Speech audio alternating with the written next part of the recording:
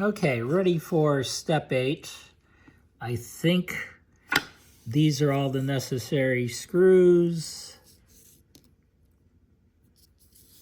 nuts, self-tapping screws, and one washer.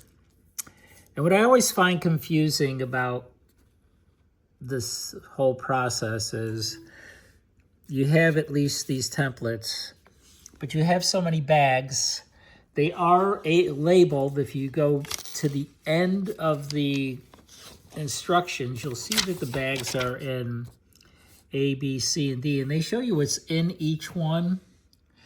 But you know, some of in whatever given step you're in, some of these screws are in this bag, and some of the washers are in that bag, and like they have, instead of putting all the MD2 washers or the whatever it is, you'll see that they have duplicates in of these same screws in different bags. And I don't know, I don't see in the instructions where they tell you what bag you should be getting a particular screw from. Maybe I'm missing that, but I don't see that. Let's see if it's in here. Do you see it? They tell you what the screw is, they tell you what the nut is and the washer and all that, but they don't tell you what bag it exists in, as far as I can tell.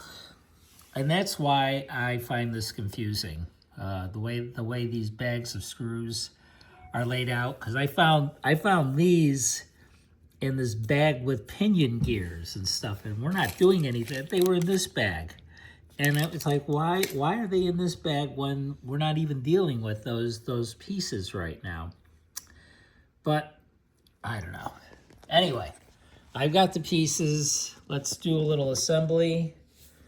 We've got the main chassis here, and where the battery, but this is the whole battery compartment right there. We've got another piece of the rear suspension. This is carbon. It's going to have a little washer here, so it'll have some flex. Once again,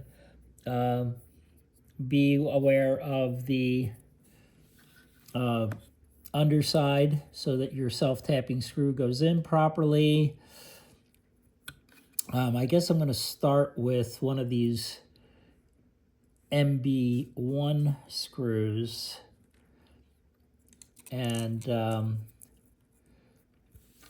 put this one washer on. And this one of the things that I couldn't find is this is called an MB7 O-ring, and the template of it is bigger than the washers, and that was really confounding me, because usually these things are so accurate, and it only says there's one, so I was concerned that I wasn't finding the correct one. But when I went back to the instructions at the very end, the templates of what's in all the bags, pieces and parts, MB7 exists in several different bags. And so it's in 3 different bags they have them. So I'm guessing I'm doing the right thing. And so we'll get that one in. That goes in the outermost screw hole here. There is a nut that goes in there as well. Let's get it to drop. Let's get it to drop.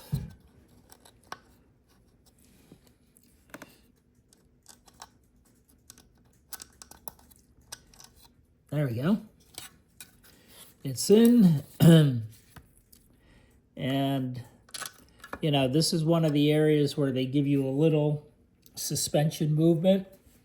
Allows for that, to absorb some bumps. Little flex in the engine compartment. This piece is where the motor will go. That much I can tell you.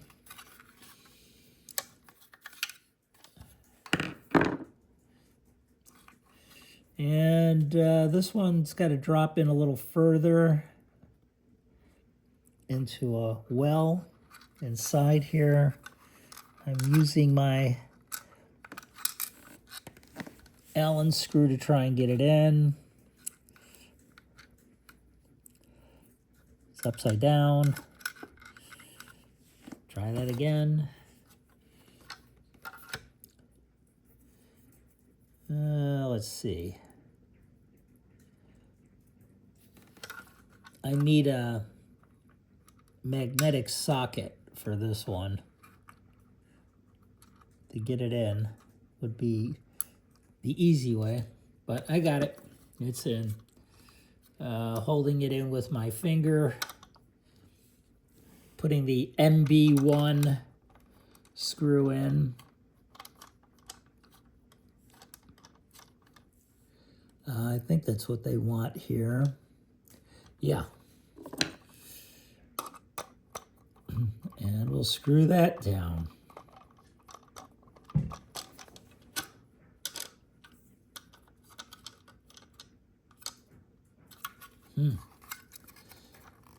That's quite the tight. The other one's screwed in quite easily. This one's quite tight.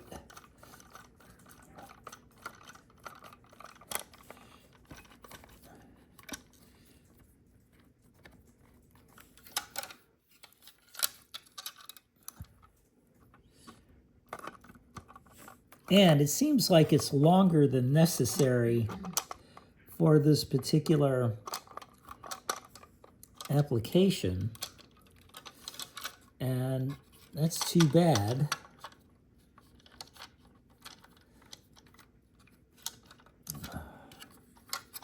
Because it's not easy to screw in.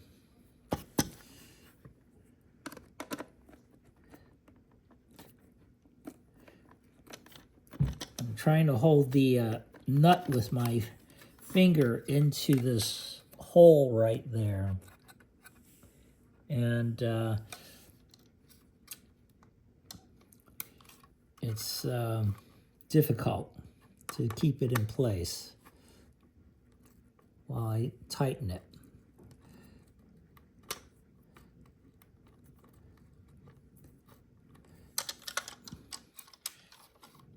Yeah, it keeps slipping out. I'm wondering, I bet you there's something that this screws into later, because it's kind of odd that it's such a long screw to go into this area. And I have to keep getting the nut to drop back into its hole. Maybe I'll try using the I don't know if that's going to work either, because it's just going to slip inside. Let's see if that'll help me tighten it.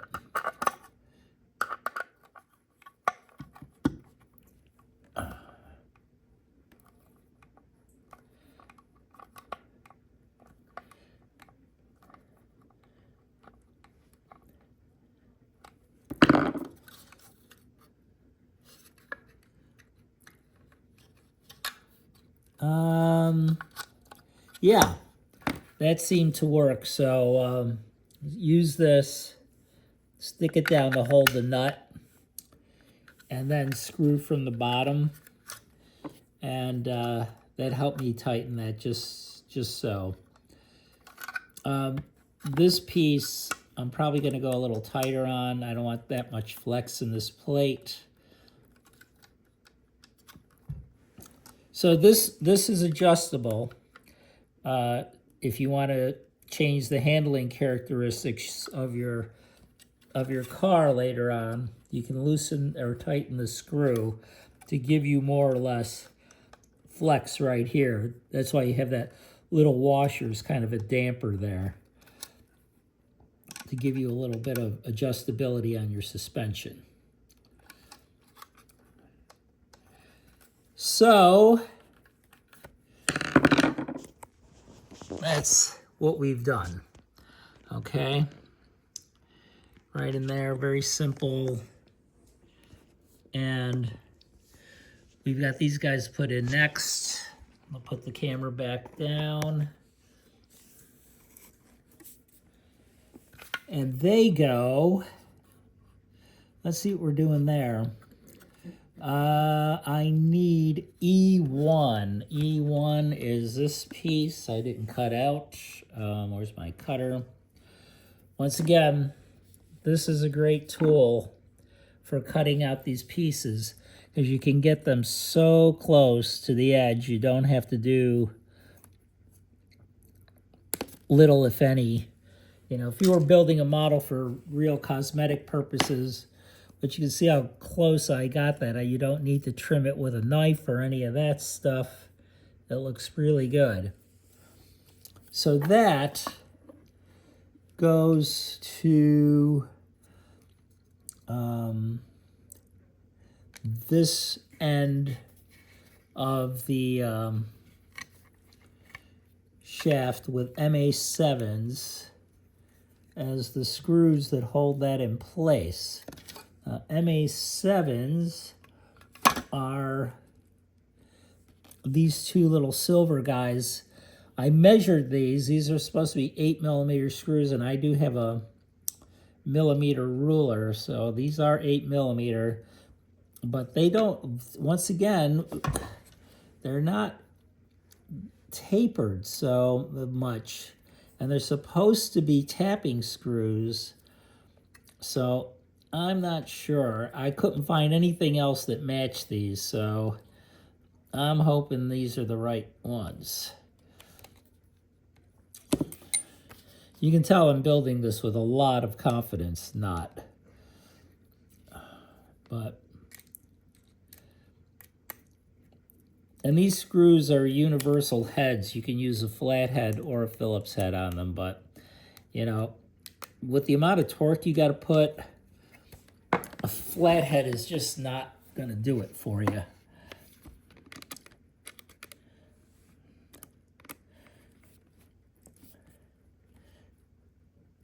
Trying to get this one to go in straight.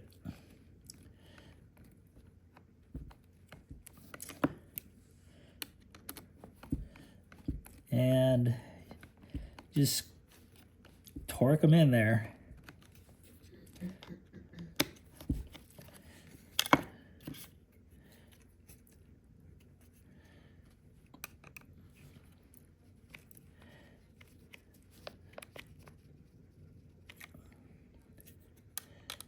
It's always interesting to me to see how these are engineered, you know?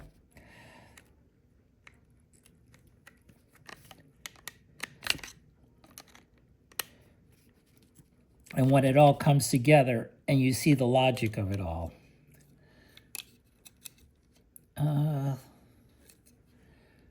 Pretty good. I think I can go a little bit tighter. Try not to stab myself with these self-tappers.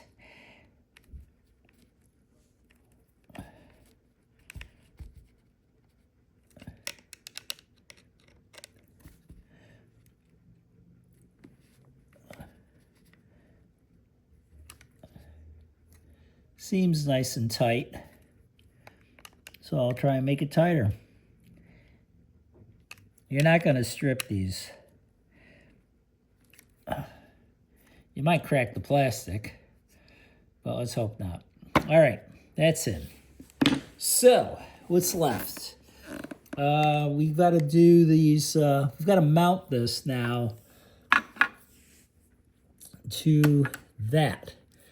But there are in-betwixt pieces. They are from the D tree. They are D3s, and they're all the same. So I will cut those out.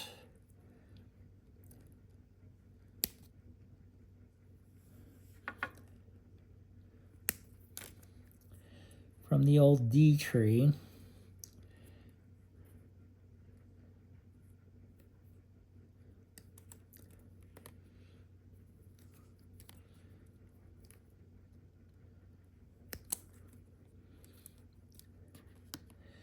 There's 2. Always want to put this outer flathead where the cutting portion of the blade is closest to the object that you're trying to cut out, so that you have no flashing left on the piece. Flip it around and cut that. So that's these. These get stacked on top of one another. They do have, I'll show you the difference. I'm going to pick up the camera and show you the difference. They do have 2 different sides. If you can see that, I'll bring it in the light. They're indented on one side and smooth on the other. It looks like, according to the directions, you stack them smooth side up onto the chassis, right? Like that. And I don't know why there are 2 of them. It seems like they could have made 1. I guess they're going to act like some sort of leaf spring. Maybe that's why they stack them that way. I don't know. But I guess there would be a purpose to do it that way. Otherwise, they wouldn't have done it. These are also self-tapping screws. There's 4 of them. So they fit in. I guess they're going to be loose in here. Let's see. I'm hoping so. I hope I don't have to screw through all of this. Yeah. So they go in like so. Okay. And then this goes on top, and that's where you're going to tap into the plastic. So let's get a couple of these started.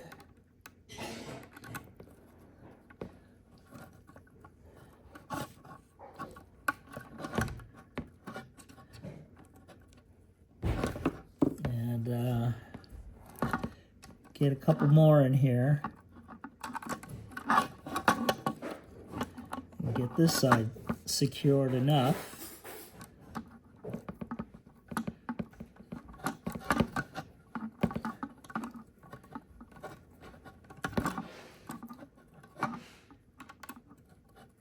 Hey, you know, before you know it, we're going to have a chassis, right?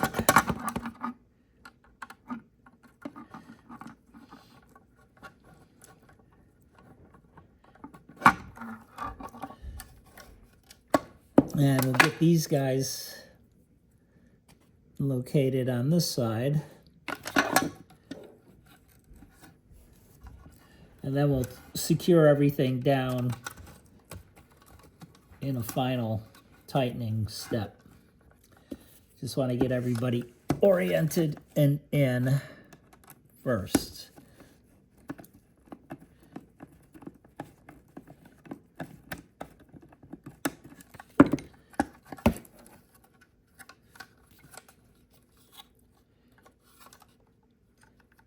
What am I missing here, right? Missing something. Where are the pieces? They swung under. I know they're there. I did stack them. There they are. Okay. Sorry I went off camera there. I guess I'm doing that quite a lot. It's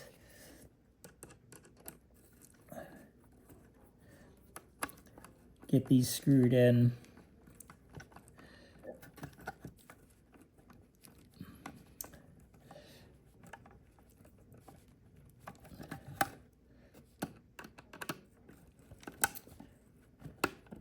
Little here, a little there.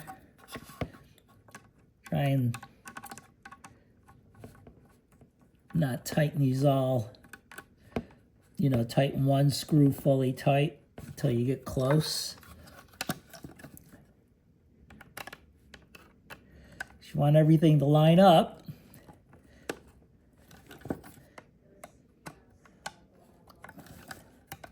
And you want everything to fit.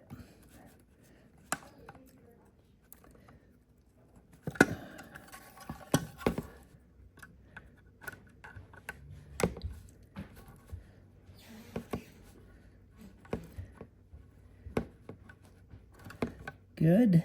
That one's in good.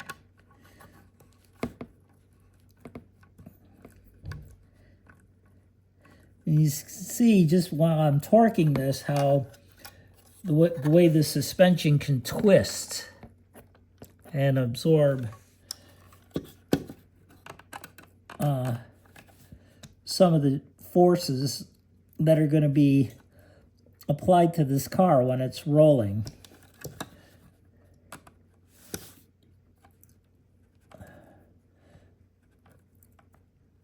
Okay, getting to the finishing touches here. This is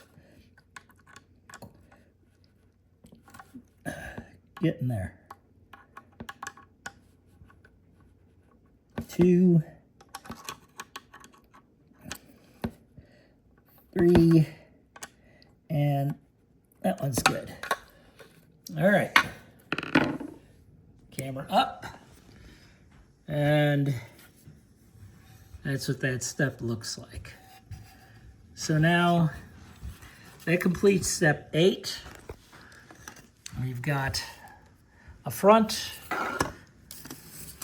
which eventually will probably bolt right about here, which we would do.